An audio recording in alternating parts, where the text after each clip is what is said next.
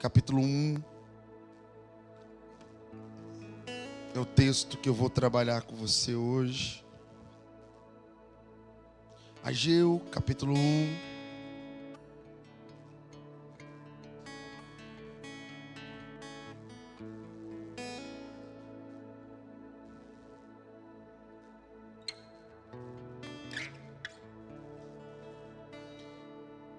Ageu, capítulo 1.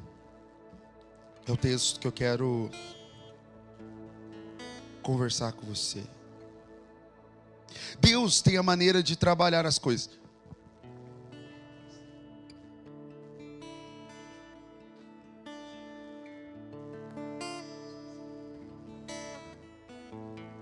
Deus, Ele tem a maneira de poder trabalhar as coisas. E algumas coisas Deus, Ele permite, porque alguma coisa, alguma situação está fora do lugar. E é interessante que Deus sempre, Ele intervém. A expectativa do homem é muito diferente da expectativa de Deus. É tão diferente que nós temos uma visão de como Deus vai agir. E Deus tem a direção de como vai fazer. Tanto que o homem se apega muito nas dores, nas decepções, nas frustrações, nas dificuldades. Mas o homem não se apega na promessa que Deus já liberou sobre a vida dele, na palavra que Deus já designou para ele. E eu quero ler um texto com você. E antes de ler Ageu, que é o livro que eu vou estudar com você, eu quero ler Mateus capítulo 6 e versículo 33. Buscar em primeiro lugar o reino de Deus e a sua justiça, e estas demais coisas vos serão acrescentadas. Esse é o texto que resume todo o livro de Ageu. Esse é o texto base que traz um resumo de um povo que Deus tinha libertado, de um povo que Deus tinha, liberado. Israel passou cerca de 70 anos na Babilônia preso. E quando Deus liberou o povo do exílio, Deus tirou eles da escravidão, porque Jerusalém estava em ruína, estava em destruição. Eles decidiram, no livro de Esdras, a reconstrução desta terra. O rei Sírio tinha autorizado a reconstrução. E eles começaram a reconstruir. E aí começou a vir a oposição. Quando veio a oposição, eles começaram a cuidar da sua própria vida. Então vieram o desafio, vieram a oposição. Eles decidiram então começar a cuidar da sua vida. Já não se preocupava mais com as coisas de Deus. Já não se preocupava mais com aquilo que a casa de Deus tinha de grande necessidade. Porque o templo de Salomão tinha sido destruído junto com a ruína. Então eles começaram a construção e pararam na oposição. Algo chama muito a atenção, que Deus, Ele olha para eles e faz uma indagação. Olha que interessante. Deixa eu vir aqui no livro de Ageu para você entender. No segundo ano do rei Dário, no 6º mês do primeiro dia do mês. É interessante que antes de eu abrir um parênteses, todo mundo fala do livro de Ageu, já é a glória da segunda casa será maior do que a primeira, Todo mundo já dá glória a Deus, nesse livro. Hoje eu não vou nessa parte, Hoje nós vamos conhecer literalmente esse livro. No segundo ano do rei Dário, no 6º mês do primeiro dia do mês, veio a palavra do Senhor, intermédio do profeta Ageu. Irmãos, Deus levantou esse profeta para declarar durante 4 meses. Olha que coisa, só 4 meses, para organizar a vida do povo. Ele foi levantado 4 meses. A palavra Ageu significa festivo. Ele era um profeta festivo. Eu falei, Deus, um profeta festivo no meio da ruína? Todo mundo ali no caos, na ruína. Deus levantou um homem festivo para poder profetizar, porque não tinha nada de festa. Mas você vai entender. E Zorobabel, governador de Judá, filho de Sealtiel, e a Josué, o sumo sacerdote, filho de Jerodadab, dizendo: assim fala o Senhor dos Exércitos, esse povo diz: não vem ainda o tempo de se edificar na casa do Senhor. Veio, pois, a palavra do Senhor por intermédio do profeta Ageu, dizendo, ele está falando assim: Deus, não chegou o tempo na minha vida? Não chegou o tempo do Senhor realizar grandes coisas em mim? Não chegou o tempo do seu milagre? Não chegou o tempo dos teus feitos? Não chegou o tempo das tuas maravilhas? A gente fala muito isso para Deus, né? O primeiro semestre acabou, muitos desafios, muitas frustrações, decepções, coisa. Pessoas chegam no meio do ano cansado. Senhor, não chegou o tempo do Senhor na minha vida? Não chegou os teus milagres sobre mim, os teus feitos sobre mim?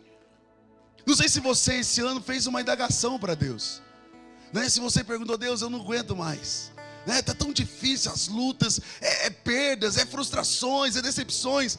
E o pior, a gente aprendeu a abraçar as nossas dores.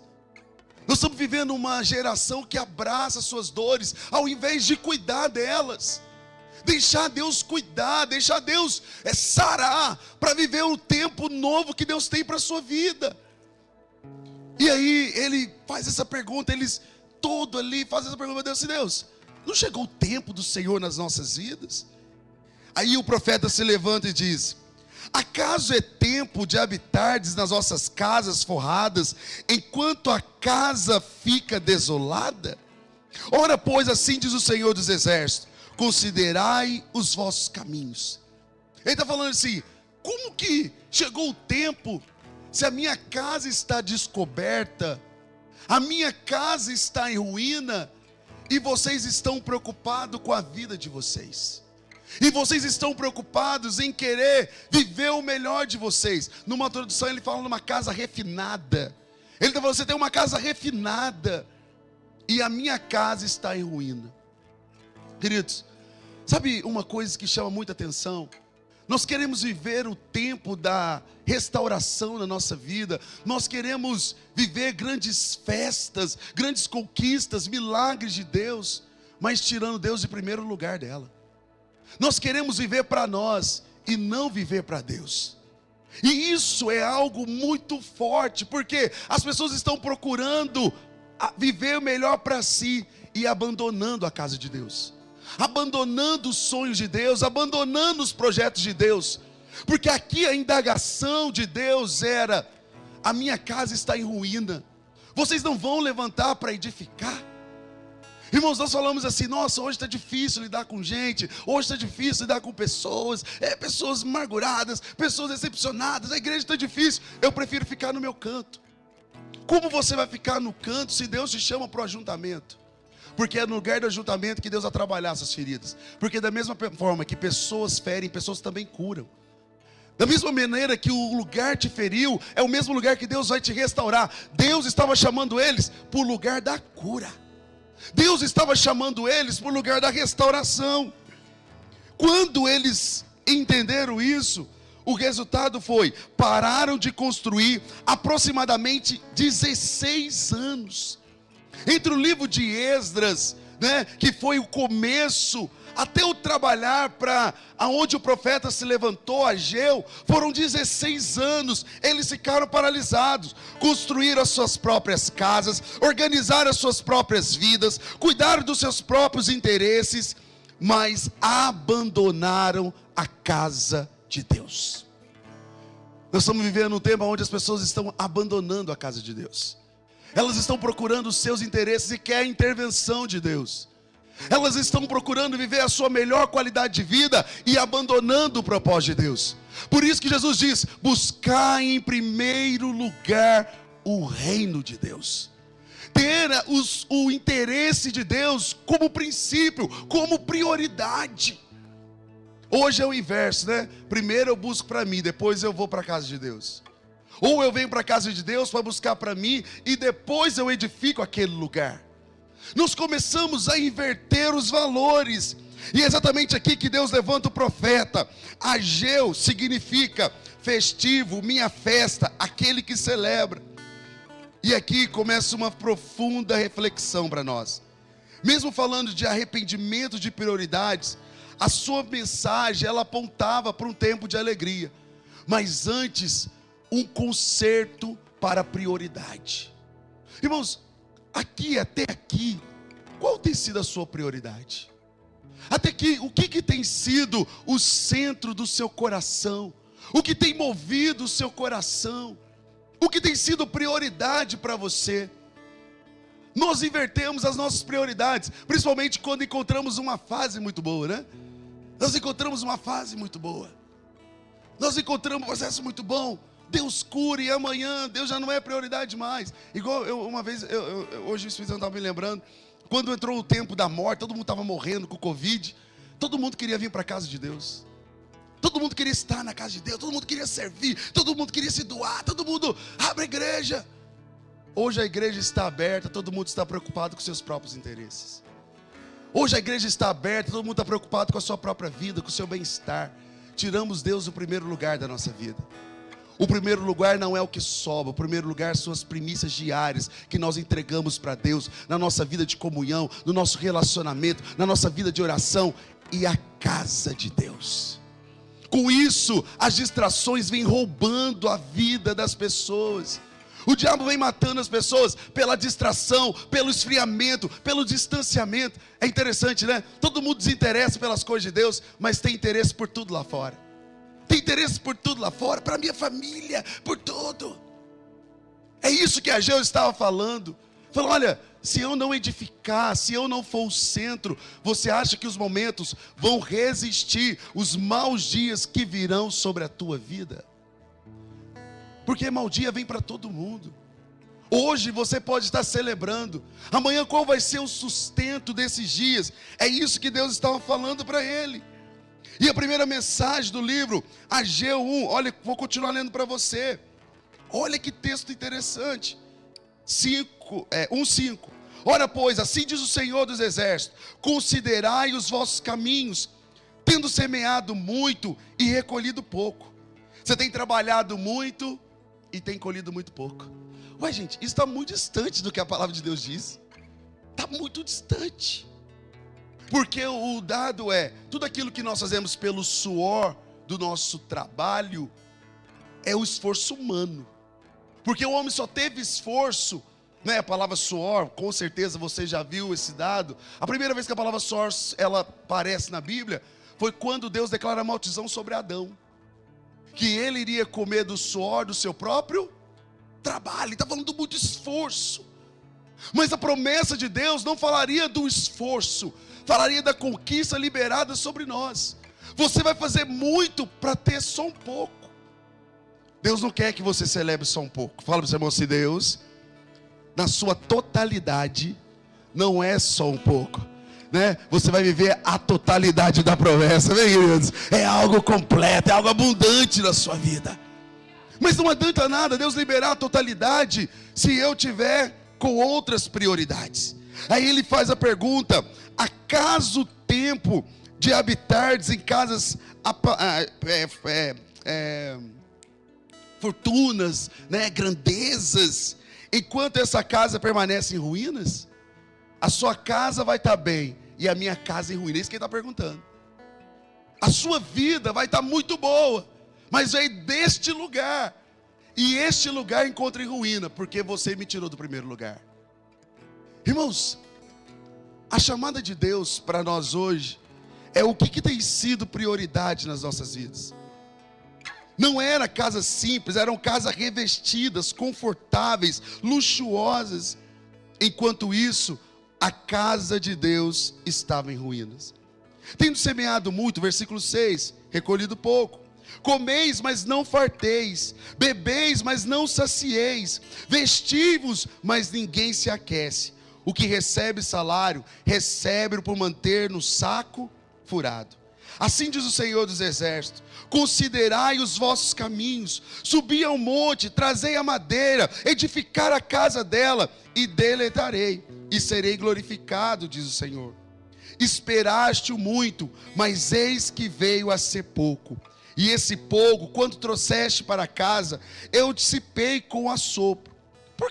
Por que causa? Diz o Senhor dos Exércitos: por causa da minha casa, que está em ruínas, enquanto correis, cada um de vós, a sua própria casa. Enquanto vocês estão aí correndo pela sua própria vida, a minha casa está em ruína. Irmãos, toda pessoa que corre né, atrás dos seus interesses, geralmente ela está buscando algo para ela e não para Deus. Tanto é que Jesus falava muito isso com Pedro, quando Pedro, né, indagava Jesus das coisas dessa terra. Ele falava: Pedro, o que adianta o homem ganhar o mundo inteiro e perder a sua própria alma? Porque você acaba sendo corrompido. Às vezes até na casa de Deus, as pessoas estão servindo, mas o ministério é mais importante do que a presença, é mais importante do que o próprio Deus, é mais importante do que o relacionamento com Deus. Às vezes você não chegou aonde você deveria chegar, não é porque Deus não quer te dar, é porque Ele não é prioridade. E Ele não vai te colocar em lugares que Ele vai te perder. Porque todas as vezes que Deus optar em decidir entre você conquistar e você ser dele, Ele vai optar por você ser dele. Você pode até começar sem. Eles começaram sem, mas no final eles não tinham para onde ir. Irmãos, não espere o tempo passar para poder consertar a rota das prioridades. Não espere o tempo passar e para avaliar o coração. Onde está meu coração? Quem é o centro da minha vida? Quem é o centro da minha vida? Quem está entendendo comigo, diga amém. As nossas correrias, o nosso patrimônio, a nossa imagem, os nossos sonhos.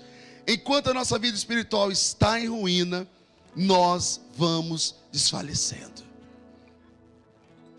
Olha para você ver como que é uma coisa que a gente fala assim: não, na correria a gente vai buscando. Não busca, irmãos. Infelizmente não busca. O tempo vai passando e a gente vai vendo que não busca, né? Hoje a gente trabalha com pastores e eu vejo quanto os pastores têm necessidade de serem pastoreados e pedem socorro. Eu falo: meu Deus, se pastores estão assim, né? Hoje eu também sou pastoreado, né? Eu sou pastor de uma igreja, mas eu tenho um pastor que cuida de mim, né? A gente aprendeu a querer viver uma vida sozinha, independente, o coração da gente sem direção, sem ninguém instruindo, porque a gente acha que sabe tudo. E aí, enquanto você acha que está avançando, você está debaixo de ruína, você está debaixo de um desastre, porque a vida espiritual, ela não rompe, porque nós mudamos a prioridade. Quando você acorda, qual que é a primeira coisa que você faz? Na sua agenda, qual que é a missão que você tem da casa de Deus? Na sua agenda, o que você tem feito para servir a casa de Deus? Pergunta para o seu irmão: o que você tem feito para servir a casa de Deus? Espera aí a resposta. Ah, não tem espaço para mim. Não, querido, é porque você não quer. A casa está aí para ser servida, o evangelho está aí para ser pregado, porque nós estamos preocupados com os nossos próprios interesses. E é fato que quando nós precisamos de algo, nós vamos buscar e queremos resposta. Entramos em crise porque Deus não responde. Entramos em crises porque Deus parece que esqueceu de mim, abandonou, e a gente se vitimiza, quer transferir para Deus. Aí Deus está falando assim: mas você quer que eu edifique a tua vida? Mas e a tua vida? Está em ruína. Você está buscando os interesses, está buscando coisas, você está buscando lugares, você está buscando querer ganhar muito bem, você está buscando tudo, mas está perdendo a eternidade. Você está perdendo a minha vida, você está perdendo. Irmãos, não adianta fantasiar com coisas aquilo que é eterno. Jesus não vai prometer que vai te dar carro, casa boa, milionário. Não. Não foi essa a promessa. A promessa dele foi sobre algo eterno. Ele falou assim: olha, você vai ser eterno, você viverá e comerá o melhor dessa terra, mas se eu estiver em primeiro lugar da sua vida. Irmãos, e ter Jesus em primeiro lugar da nossa vida é fascinante, mas mexe muito com a gente, porque tem que nos tirar da zona do nosso conforto, tem que tirar das nossas prioridades, tem que tirar do nosso jeito de viver e achar que está indo certo. Enquanto isso, nós vamos trabalhando muito, comendo pouco. Enquanto isso, vamos fazer demais e não vamos colher quase nada. Enquanto isso, vamos ter muito esforço para ter muita coisa. Sendo que Ele está falando assim: me tem em primeiro lugar, e estas coisas vos serão acrescentadas. Em vez do esforço, coloca Deus em primeiro lugar. Fala para o seu irmão assim: o esforço não tem que ser para ter, o esforço tem que ser Jesus ser em primeiro lugar na tua vida. Quem crê nisso, diga o amém. O princípio da prioridade revela quem governa o nosso coração. Considerai os vossos caminhos. Essa expressão aparece várias vezes. É um convite a uma reflexão. Jesus está fazendo um convite para eles. O profeta falou: considerai os vossos caminhos. Olha para você ver, versículo 10. Por isso o céu por cima de vós retém o orvalho, a terra retém os frutos. E mandei vir a seca sobre a terra, e sobre as colinas, e sobre o trigo, e o mosto do azeite, e sobre tudo que a terra produz, como também sobre os homens e os animais, e sobre todo o seu trabalho. Então Zorobabel, filho de Seatiel, e o sumo sacerdote Josué, filho de Jeozadak, justamente com todo o resto do povo, obedeceram à voz do Senhor seu Deus, e as palavras do profeta Ageu, como o Senhor Deus tinha enviado, e temeu o povo diante do Senhor. Eles olharam para a vida deles e falaram assim: peraí, achamos o problema. Nós não estamos avançando porque nós mudamos a prioridade. Nós não estamos seguindo em frente porque as coisas mudaram. Ao invés de ser Deus a prioridade, o centro, era eu. O motivo era eu. Porque agora, né, eu sempre ensinei para os líderes, né, e hoje é a maior geração que cai muito nisso, que haveria um tempo que viria muito relativismo, né? E nós estamos nessa época. Cada um enxerga de acordo com o que acredita. E o evangelho também passou a ser assim. As pessoas acreditam em algo muito relativo. E isso tem minado a fé da maior parte das pessoas. Tanto é que quando vem o confronto da parte de Deus, elas preferem fugir do que aceitar. E aí, quando lá na frente elas vão viver a consequência da desobediência, de não ouvir a voz do profeta. Então a fé começou a se esfriar pelo relativismo das coisas. Só que o nosso Deus não é relativo, Ele é absoluto. A maneira que Deus faz é uma maneira muito clara. Aqui a direção do profeta foi: nós temos que alinhar o nosso coração, senão nós vamos continuar nos esforçando, nós vamos continuar trabalhando demais, nós vamos continuar buscando demais e não vamos ter nada. A ponto de desconfiar daquilo que Deus pode fazer. Porque a expectativa vai ser diferente da realidade, da condição. Por isso que o coração deles começaram a temer. Eles temeram e falaram assim: nós precisamos realinhar e considerar o nosso coração. E o resultado da desobediência, Ageu 16, o resultado da desobediência está aqui, ó, Ageu 1:6. Tendes semeado muito, mas tem colhido pouco. Comeis, mas não farteis. Bebeis, mas não saciei. Eu faço, parece que nada acontece. Eu dou e não vejo resposta. Eu faço meio dízimo e quer que Deus faz. Não dizimo nada e quer que Deus opera. Porque dízimo é princípio de obediência. Dízimo não é porque a igreja está pedindo, não. Não. Me veio na semana assim: pastor, eu estou com dó de uma pessoa pobre, eu vou tirar meu dízimo e vou dar. Falei: faz para você ver. Dízimo é obediência, tem que trazer para o altar de Deus. Então não adianta as palavras serem liberadas, a profecia ser liberada, Deus dá o destino, se não houver obediência da parte do povo, se não houver obediência da nossa parte. Quem está entendendo? Ele está falando: vocês estão trabalhando muito e vão ganhar pouco. Vocês vão gastar e nunca vão ter. Deus mostra que as prioridades sem alinhamento com Ele não traz plenitude.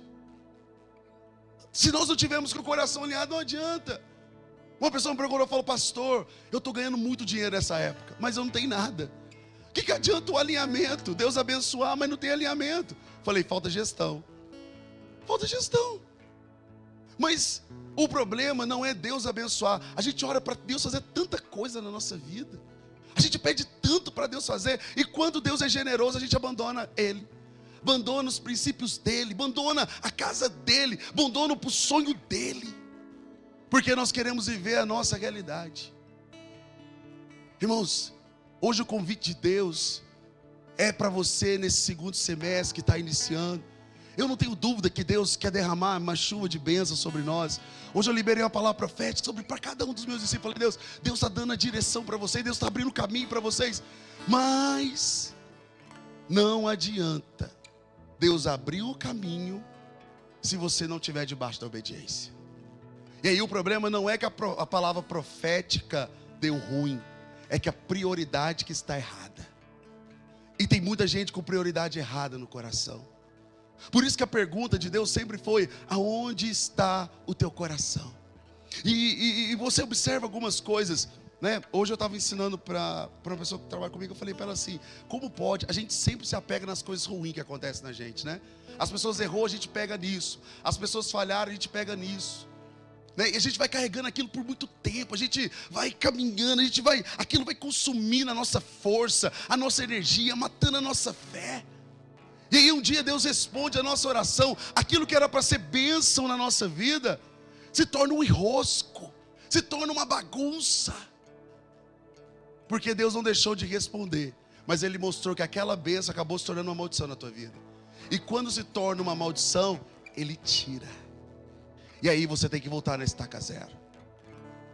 Aí a minha pergunta para você é: por que esperar perder para poder realinhar aquilo que é necessário? Por que precisar perder, sofrer e chorar, depois ficar questionando a Deus, por que as coisas não dão certo?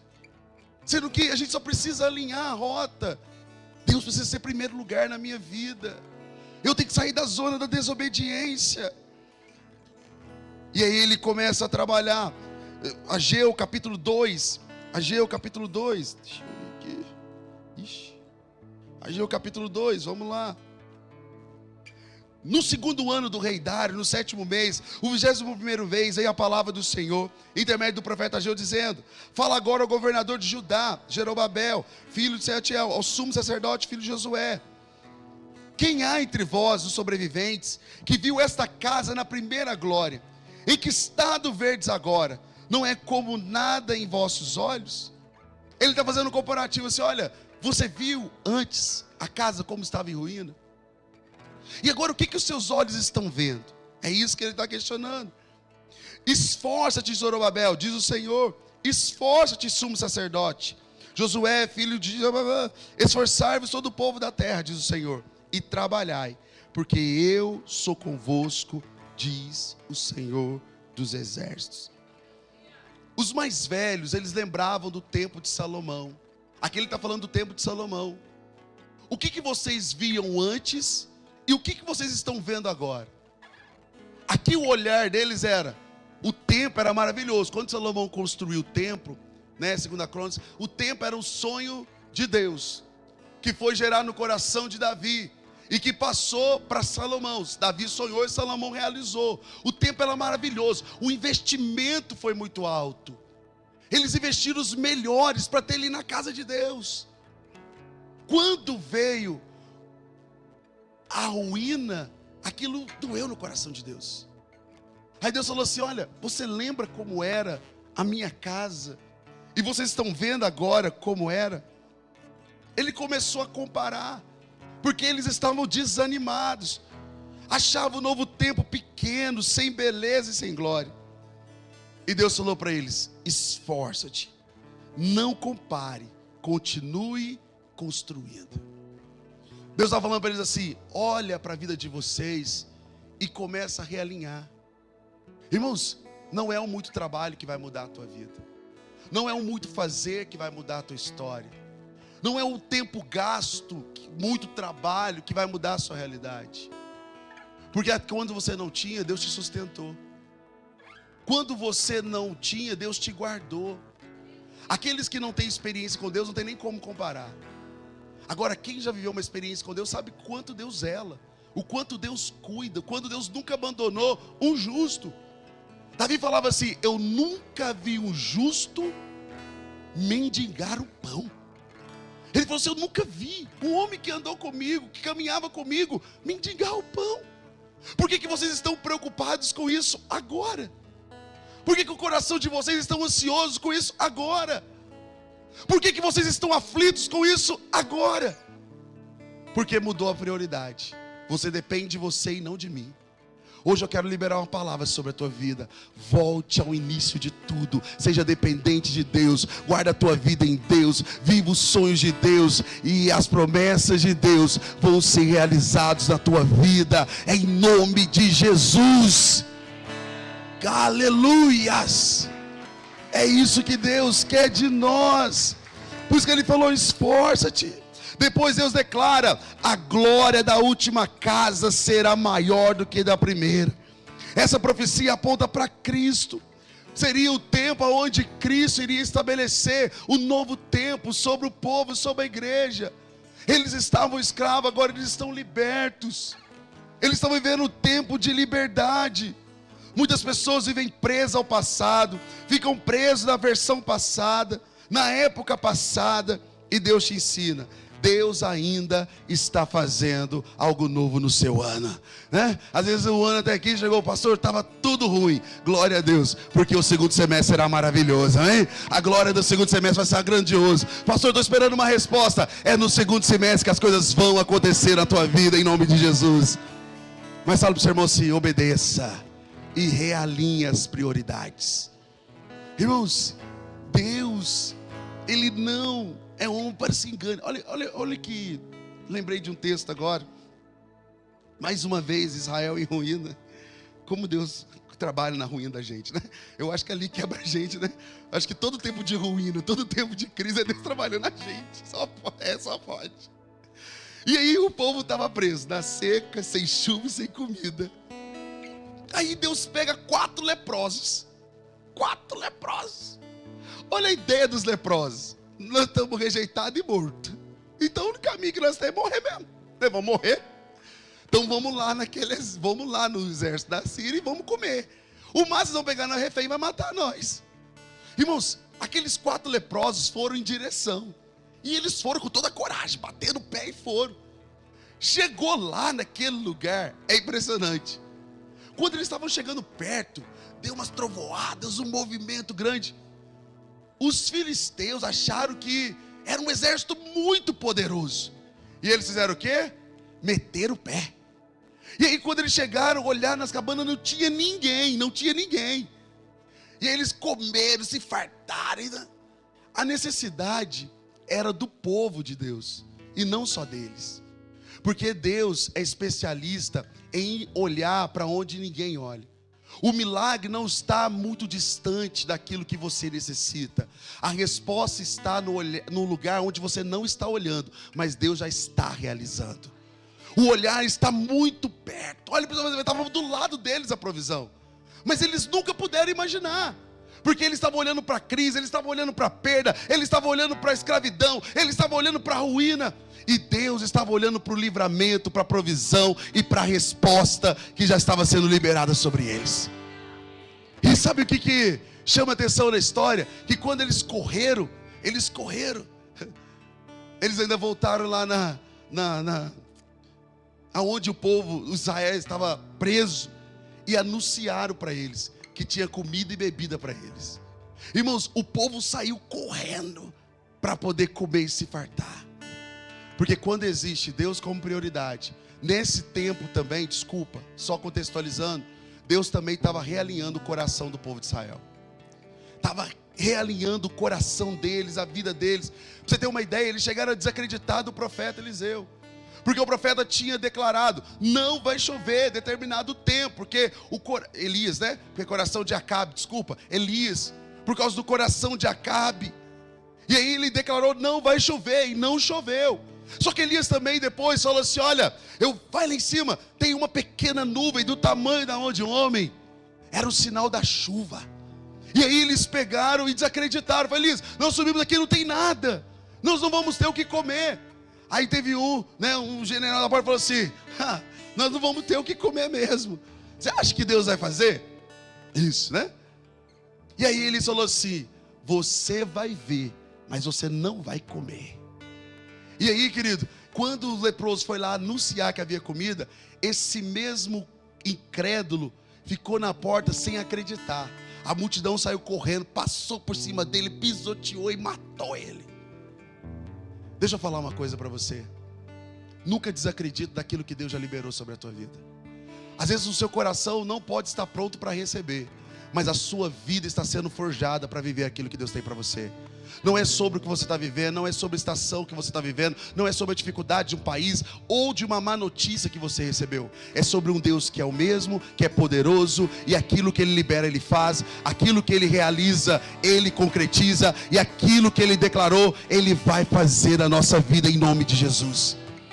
Por isso que a palavra foi aqui, não era impossibilidade, a palavra aqui era conserto. Porque o que Deus queria fazer, Ele poderia fazer. Ele fala duas coisas para o povo: olha, primeiro, me coloca como prioridade. Segunda, me obedece. Terceiro, cuida da minha casa. Vocês vão ver o que eu vou fazer na vida de vocês. E aí ele finaliza manifestando a glória dele na vida do povo. A minha pergunta para você hoje é: você tem tudo para viver o melhor segundo semestre da tua vida. Hoje Deus te trouxe aqui para organizar a rota. Peraí, o que eu preciso mudar dentro do meu coração? Porque não adianta nada, irmãos, ficar buscando, pedindo e não ir achar. E o problema não está em Deus. O problema está nas prioridades que nós estamos colocando na nossa vida. Tem tantas coisas que vão tirando Deus da nossa vida. Tem tanta coisa que vai roubando Deus de nós. E o mais crítico, que nós estamos cheios de argumentos que estão matando a nossa fé. Argumentos relativistas. Argumentos altivistas, argumentos que vão minando a gente dia após dia, e no final nós estamos nos perdendo. A minha pergunta para você hoje é: o que você precisa fazer para viver o melhor ano da sua vida ainda este ano? Pastor, eu quero ser a pessoa mais feliz, quero ganhar muito dinheiro. Irmãos, o que é o dinheiro para Deus? Vamos ser sinceros. Fala para o seu irmão assim: nada. Se você quer uma BMW, Ele te proporciona uma BMW. O que é a cura de um câncer para Deus? Nada. Pastor, o que é Deus reconstruir uma casa? Nada. Nada. Tem um texto em Atos 10, que legal, fala de Cornélio, né? Um militar. Hoje seria um tenente aí da guarda, né? Um cara muito bem posicionado, muito bem rico. Deus fala com Cornélio, uma experiência assim com Deus. E aí pede para Cornélio, o anjo aparece, dá direção e fala para Cornélio assim: Cornélio, vai lá e busca Pedro. O anjo aparece para Pedro, para que Pedro pudesse não jogar fora as migalhas. Duas visões muito diferentes. Aí Pedro questiona Deus, fala assim: Deus, eu não posso fazer isso, aquela coisa toda. Aí quando vê, chegam os guardas na porta da casa de Pedro, fala assim: olha, nós vamos buscar Simão. Pedro, vem comigo. Aí Pedro se apresenta, eles levam Pedro, e Pedro fala: o que você quer de mim? Aí Cornélio fala para ele assim: olha, o Espírito Santo me revelou que você tinha algo da parte de Deus para mim, e eu reuni eu e a minha casa, nós estamos aqui para poder receber o que Deus tem para nós. Aí Pedro lembrou da direção de Deus. Ele lembrou da visão que Deus tinha dado. Vocês começaram o culto com uma palavra: o anjo apareceu para Daniel. Irmãos, eu tenho falado muito sobre a manifestação dos anjos, as manifestações de Deus. Mas não adianta nada Deus se manifestar se nós não estamos enxergando o cuidado que Deus está tendo conosco. Se nós não estamos enxergando, porque aí Deus faz, nós somos os primeiros a pegar nossas coisinhas e ir embora. Nós somos os primeiros a abandonar a casa de Deus, porque aí começa a ter toda a prioridade. Não, a Copa do Mundo está revelando muito o coração do povo, né? É coisa mais legal. É muito legal, é muito legal. É fantástico, né? Porque a gente muda muito fácil a prioridade. Se fosse uma necessidade, não teria Copa. Todo mundo estava na igreja chorando, pedindo para Deus um milagre. Porque o mesmo coração incrédulo é o mesmo coração que se levanta contra Deus. Irmãos, a gente precisa olhar para nós e saber quais são as prioridades. Eu não tenho nada contra a Copa. Pelo contrário, gosto, talvez nós vamos mudar até o culto domingo. Eu não tenho problema com isso. O problema é o coração do povo. Onde está meu coração? Aonde eu estou de fato? Servir a Deus do meu jeito não é servir a Deus. Viver Deus da minha maneira não é viver Deus. Eu tenho que viver Deus de acordo com a palavra dele. E é isso que ele estava fazendo, buscando seus próprios interesses. E eu fecho dizendo para você: O que você tem buscado? Se você quer viver um segundo semestre maravilhoso, mude a prioridade. Obedeça a Deus e dependa de Deus. Se você viver esses princípios muito claros na sua vida, eu tenho certeza absoluta, como um profeta, como um homem de Deus, você vai viver o melhor segundo semestre da tua vida. Porque não basta eu só profetizar se o seu coração está desalinhado. Não basta eu só declarar se você está no território errado. Não basta eu liberar uma melhor promessa, tudo, e você sair daqui regozijando de alegria, se você não olhar para dentro e falar assim: eu preciso mudar isso. É a mesma coisa eu falar para uma pessoa que tem diabetes, falar para ela assim: continua comendo doce em excesso, você vai viver o melhor de Deus. Não faz sentido. Eu preciso corrigir a rota para que Deus me leve aonde Ele tem para mim. Fala para o seu irmão: se hoje Deus consertou o coração para te conduzir para o lugar que Ele tem para você. E olha como que Deus te ama. Ele consertou, Ele teve que levantar um profeta para falar para o povo assim: ei, eu estou aqui. Era isso que ele estava falando: eu estou aqui. Vocês não estão me ouvindo? Não? Então tá bom, eu aqui. Quando eles temeram, eles viram assim: é Deus mesmo. Aí Ele libera e fala: a glória da segunda casa será muito maior do que a da primeira. E eu fecho dizendo para você: o seu segundo semestre será extraordinário, será grandioso, será poderoso. As bênçãos de Deus vão ser derramadas, milagres, tudo que ficou retido em primeiro semestre, Deus vai liberar no segundo semestre de uma maneira gloriosa, em nome de Jesus. E Ele será bendito, Ele será engrandecido, e o nome dEle será louvado, em nome de Jesus. Oh, xaralabacotorolabaê, em nome de Jesus. Coloque-se de pé. Oh,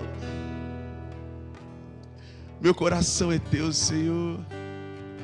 Oh, dá-me o coração igual ao teu, meu mestre. Dá-me o coração igual ao teu, coração disposto a obedecer, cumprir todo o teu querer. Dá-me o coração igual ao teu. Faz essa oração para Deus. Fala: Deus, corrija a rota do meu coração. Alinha o meu coração, Senhor. Alinha o meu coração. Senhor, se eu tirei o Senhor por N motivos que eu possa vir a ter, nenhum dos meus motivos são maiores do que o amor que o Senhor tem por mim. Senhor, eu coloquei pessoas, eu coloquei o dinheiro, eu coloquei a necessidade, eu coloquei a dor, eu coloquei tudo em primeiro lugar. Hoje, Deus, eu quero que o meu coração se volta para Ti. Voltai para o Senhor, porque Ele não vos despedaçou, Ele fez a ferida e Ele sarará. Que a profecia de Deus se cumpra na tua vida. Fala: Senhor, volta o meu coração para Ti. Volta o meu coração para Ti, Senhor. Volta o meu coração para Ti, ó Pai. Volta, a minha paixão. Volta a minha aliança, o meu compromisso. Volta, Senhor, a minha vida de oração, a minha devoção. Senhor, como foi liberada a profecia sobre o povo do Senhor, conserte o coração, alinhe o coração, ouça a minha voz. É o tempo da restauração, é o tempo da restituição, é o tempo do novo de Deus. Em nome de Jesus, em nome de Jesus, em nome de Jesus.